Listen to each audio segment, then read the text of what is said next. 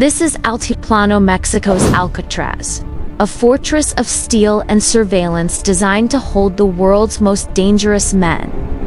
At its center, in cell 20, sat Joaquin El Chapo Guzman. To the world, he was finally caged. But while the guards watched his every move on a dozen monitors, they couldn't see what was happening 30 feet beneath his feet. Beneath the shower of Cell 20, a mile-long masterpiece of engineering was being carved through solid rock, a tunnel with lights, oxygen, and a custom motorcycle on rails. Today, we go inside the hunt. We're tracking the rise, the escapes, and the epic deep pursuit of the man who turned a maximum security prison into a mere suggestion. This is the story of how the ghost vanished into the earth. Every empire begins with a single choice. In the 1960s, in the rugged mountains of Badiraguado, a boy named Joaquin Guzman looked at the poverty around him and chose a different path. He wasn't born into royalty, he was born into the dirt. But Joaquin had a gift. He could see the world as a map of roots and profits. While others saw mountains, he saw a fortress. This was the birth of El Chapo, the shorty, a name that would eventually strike fear into the hearts of presidents. By the 1990s, El Chapo wasn't just a drug dealer. He was a revolutionary logistician. He pioneered the use of sophisticated narco-submarines and long-range Boeing 747s stripped of their seats to carry tons of white powder. He turned the Sinaloa cartel into a flat organization, a global conglomerate that rivaled Fortune 500 companies. But unlike a CEO, Chapo didn't fire his rivals, he eliminated them. His empire was built on a foundation of silver and lead. The D realized they couldn't catch Chapo with traditional methods. He was too well protected by an army of lookouts called halcones. So they went digital. They began a massive electronic dragnet, intercepting thousands of hours of encrypted messages. They weren't looking for him. They were looking for his digital footprint, the tiny electronic breadcrumbs left behind by his lieutenants. By 1993, El Chapo was no longer just a name, he was a marked man. After a chaotic shootout at the Guadalajara airport turned the public against him, he fled south, deep into the jungles of Guatemala. He thought he could buy his way through anything, but for the first time, his money wasn't fast enough. In a range-wrenched operation at the border, the ghost was finally cornered.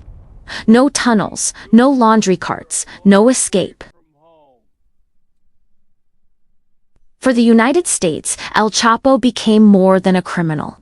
He was a symbol of lawlessness. The sheer scale of his operation, moving 25% of all illegal drugs into the U.S., made him public enemy number 1. He was the first person since Al Capone to hold that title in Chicago. The D knew that as long as Chapo was free, the war on drugs was a losing battle. The hunt wasn't just professional, it was personal. In 1993, the law finally caught up to him in Guatemala. He was thrown into Punta Grande, a maximum security prison. But El Chapo's greatest weapon wasn't a gun, it was his wallet. He effectively bought the prison. He had cell phones, fine wine, and even held business meetings behind bars. But as extradition to the U.S. loomed, Chapo decided it was time to check out. This is the moment that turned a criminal into a myth. Legend says Chapo climbed into a cart of dirty laundry. As the cart rattled through the corridors, passing through 7 security doors and multiple checkpoints, the world's most wanted man was hidden under a pile of bedsheets. The guards, either terrified or paid off, looked the other way. When the cell door was finally found empty, the shockwave hit the globe. El Chapo had vanished into thin air. It was a staggering blow to the Mexican government and a middle finger to the DEA. He didn't just escape prison, he escaped the very idea of being caught. For the next 13 years, he would live as a billionaire ghost. In a stroke of genius, the D managed to infiltrate the cartel's own communication system. They helped set up a secure server for the cartel, but with one catch: the D had the master key. Every secret message Chapo sent was being read in real time in a basement in Washington, D.C. The ghost was finally talking to them. Understood. But even with the tech, Chapo was a master of evasion.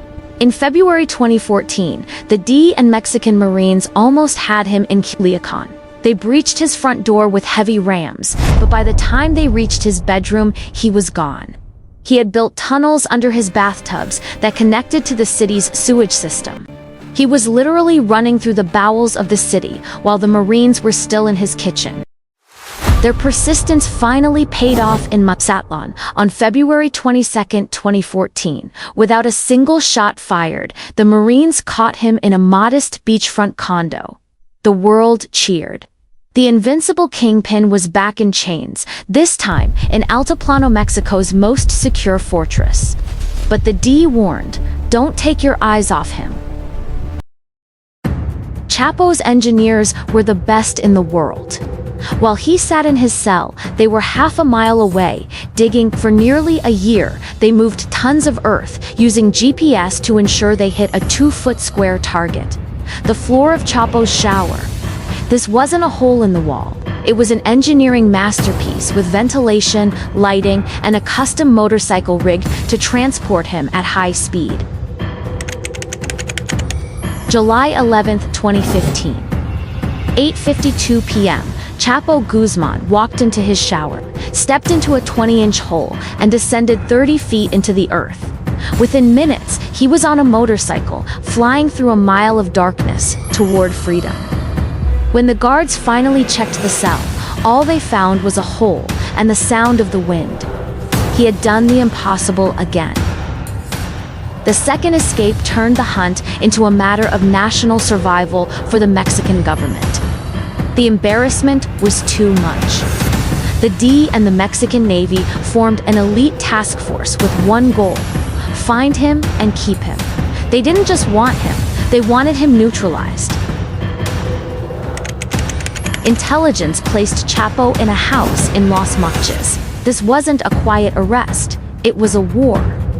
For hours, elite Marines battled Chapo's gunmen. While the battle raged above Chapo, true to form, dropped into the sewers again. But this time, the exits were blocked.